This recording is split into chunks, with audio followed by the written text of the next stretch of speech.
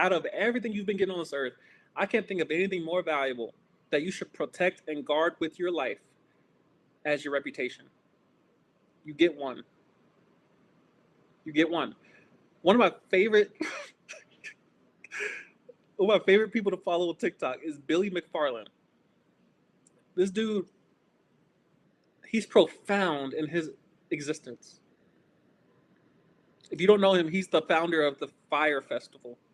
You probably saw the documentaries on Netflix and Hulu, where he tried to throw on this festival on these random islands, Pablo Escobar Islands, what have you, and people showed up to hurricane tents and cheese sandwiches and no artists and no places to stay and wet mattresses, and apparently there was a surplus of alcohol, but nothing else.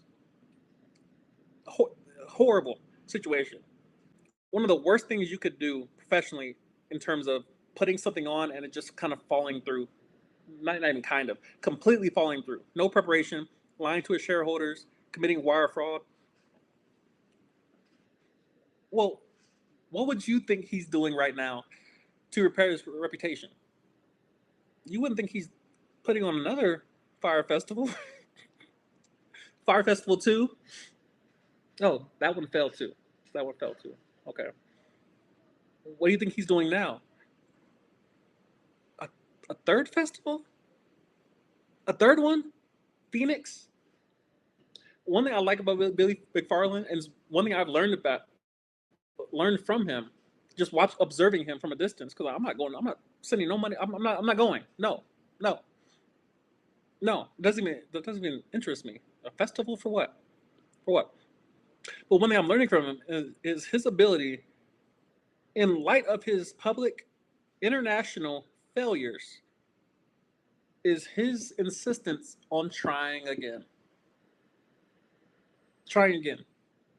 Public failure after public failure after public failure after public failure after going to jail, prison, isolation. He owes what, 23 million dollars in restitution, and he's still out here trying. He's still out here trying. But at what cost? But at what cost? His reputation is doo doo. It's doo doo. No one wants to go to his concert. No one wants to go to his festival. No one wants to hop on a plane, especially with all the government shutdown and the airports being a mess. Mm. Air traffic controllers are in short supply to begin with. Now they're not getting paid. No, I'm not gonna hop on somebody's Cessna to go to a dusty island to hear some no-name artist mumble for 2 hours, then eat some dusty cheese sandwiches. I'm not doing it. I don't think anyone does. But yet he still tries. But the lesson being from Billy is to realize you get one reputation. You don't get to just remove a certain image of that people have of you from their minds. You don't have excess. You can try to use the law of displacement. I'm like, all right, let me try to do something better, something different. So let me try to redo. Ben Simmons. He went from the guy who was supposed to replace LeBron. Shout out Colin Cowherd, getting into the Radio Hall of Fame. Ben Simmons was supposed to replace LeBron. What happened? Reputation garbage. I'm sure he's dealing with a lot of mental stuff, and I've been there, and I am there in a lot of ways myself. I relate to Ben Simmons a lot, but I still got to try. I still got to try. Now, obviously, he's on a much bigger stage.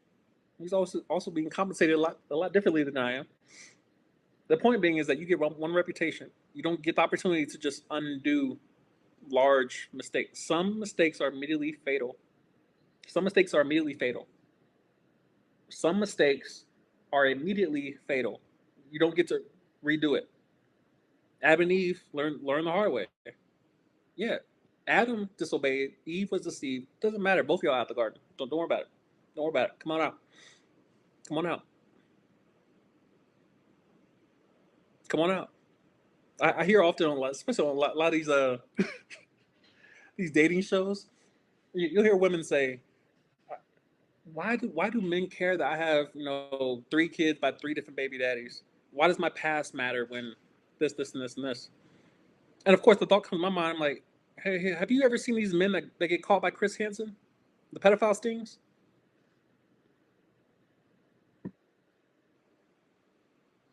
That's why wisdom is so important. I'm not saying by any means that I'm perfect at anything.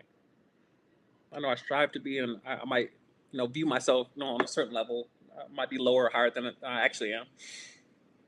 But wisdom requires that you realize you get 70 to 80 to 90 years on this planet, and you better manage it properly.